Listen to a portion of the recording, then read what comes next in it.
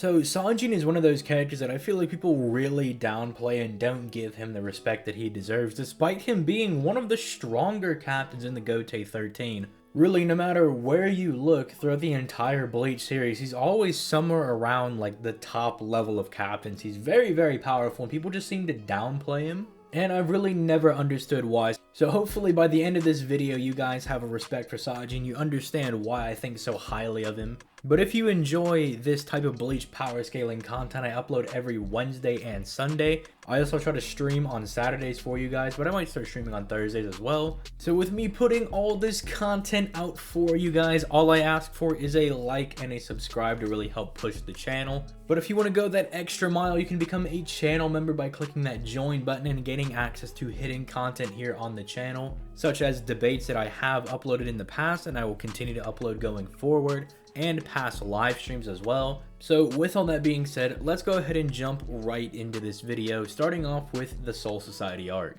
Now in the Soul Society arc, Sajin isn't very active for the majority of the arc. He's one of the few captains that is kind of just being more reserved and waiting for the whole Ryoka thing to blow over. It's actually not until Kaname himself decides that it's time to pick up his sword and try to exterminate some of these Ryoka that Sajin actually takes up the initiative to go hunt them down as well. But then this is when we get the battle between Kaname, Sajin, and Kenpachi. Now I know that Kenpachi is very powerful in this arc and he was confident enough that he could take on both of the captains and their lieutenants at the same time. However, as soon as the battle begins, they actually do damage Kenpachi in this combination attack between Sajin and Kaname, where they're both using their Shikais. They actually do manage to pretty heavily wound Kenpachi, although Kenpachi's just such a beast that he really doesn't care that he's been stabbed by like 20 different blades and smashed by Sajin's Shikai. However, then Kaname gets into his fight with Kenpachi. This isn't the Kaname video, so I'm not going to go too in depth with that fight right there. But then after that,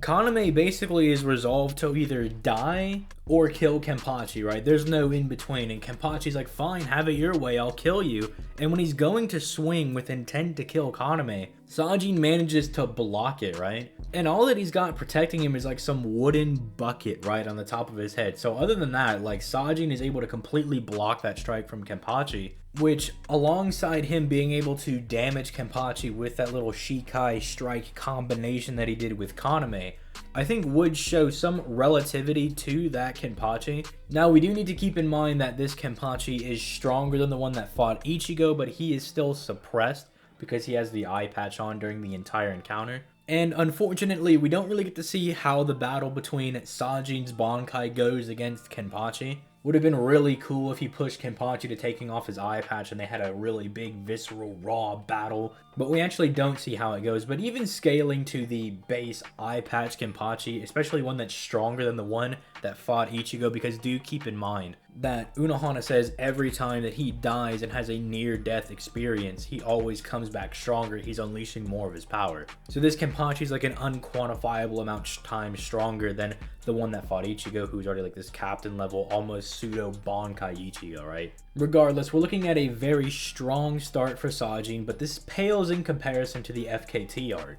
In the next arc, Sajin just went on crack cocaine. I don't know what Kubo and the anime writers were thinking when they had Sajin just be this absolute beast, but they decided to take him to the next level. So him fighting Kenpachi is like pretty impressive in the previous arc. Kenpachi's one of the stronger captains, and you know, Sajin being able to tussle with him is pretty fine, right? Well, in this arc, he goes toe-to-toe with Tozen, which, if you read the manga, Tozen's not super impressive. You assume he's stronger than all of the Espada, but nothing blatantly says that he is that strong. The best thing that he has is that he's able to cut off Grimmjow's arm while he's in his base form, right? Like, that's pretty cool, I guess. But in the anime, which Kubo has said the anime is used to extrapolate on certain points, that he didn't have time or just couldn't fit into his manga. In fact, he actually states that he works with the anime staff on certain fillers because he's like, hey, don't do a filler on that. That's stupid. I don't think anybody cares. Do a filler on this because I want this to actually be told. I just didn't have time to cover it. So one of the lines they actually throw in the anime is when Kaname puts on his holomask, like he holifies, he says that he's now surpassed all of the Espada, right? Like they're all fodder compared to him. And yet he and Sajin are seemingly pretty even in this battle. Sajin's able to not only react to, but also damage that same holo Kaname. And if you want to give Sajin the edge in this battle, I mean, that's fine, go ahead. But even when Kaname goes into his resurrection and it looks like Sajin is actually being overpowered, and you're like, oh man, well that's kind of bummy for Sajin, it's actually revealed that Sajin doesn't want to fight Kaname. He can't bring himself to kill his friend. So in all actuality, Sajin might have had the power to even stand up to Resurrection Kaname, who at bare minimum, if we want to say that holified Kaname is equal to all of the Espada, then a Resurrection is like 10 times that. That's already ridiculous enough. So saying that Sajin actually potentially could rival that same Resurrection Kaname is insane, right? Because the only reason that we get that he wasn't able to fight back against that Kaname isn't due to a lack of power, it's due to a lack of resolve. He is not resolved himself to kill his friend. Which for one, I think is very good writing for Sajin. I think that's very good. Sajin's one of my favorite characters in the series. He's very well written. But two, from a power scaling perspective, it gives him an excuse as for why he was getting beat up at that final part of the fight. But regardless, his come-up story is pretty good. Going from rivaling a masked Kenpachi, right, you know, a suppressed one with the eye patch, to then being stronger than all of the Espada, and potentially tens of times stronger than all of the Espada, is absolutely insane.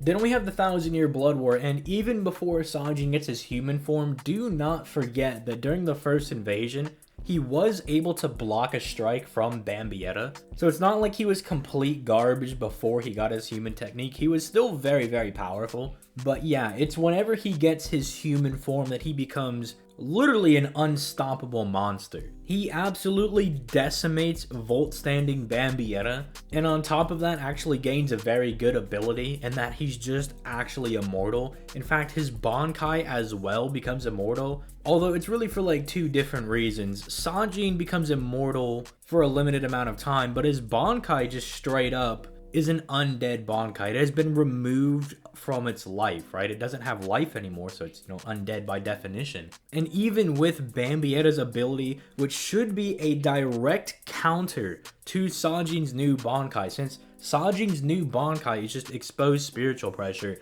and what Bambietta does is put her own spiritual pressure into different objects, people, or things, and then detonates it after doing that. So she should be able to just detonate his Bankai, but he's just like, nah, my Bankai's dead, so even if you do that, you can't kill it, right? It's an undead creature, so tits up for you, I guess. You know what I'm saying? Like, it's just maximum unfortunate for Bambietta. Something else I would like to mention is that he does beat up the Grand Elder, right? Which we don't really have a whole lot for him. But if the Grand Elder is like revealed to have done something insane off screen, or if we get like a 4th data book that tells us what he does, or an interview statement, just something along those lines, do remember that Sajin did fold the Grand Elder with like a little bit of damage to his eye, while still in his doggo form, right? That wasn't even after he got his immortality and everything, it just folded that man. And then for those of you that are wondering what happened to Sajin after the 1,000-Year Blood War,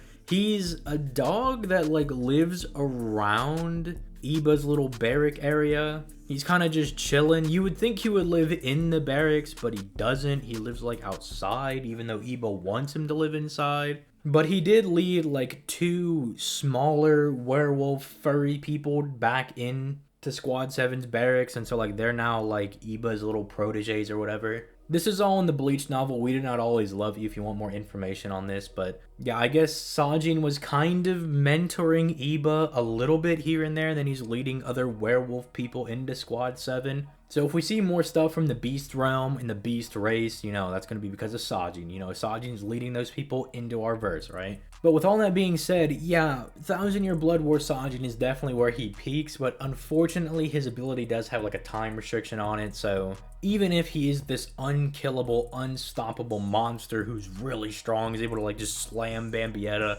basically one-shot her with a slice, right? Despite all that, it's not like he can just win any fight, because if somebody's able to outlast Sajin, they pretty much just get a free dub. I mean, if you really want to highball Sajin, you can say that he was confident that he could take down Yuha. Like, he was like, I gotta take down Yuha for the old man Yamamoto's sake.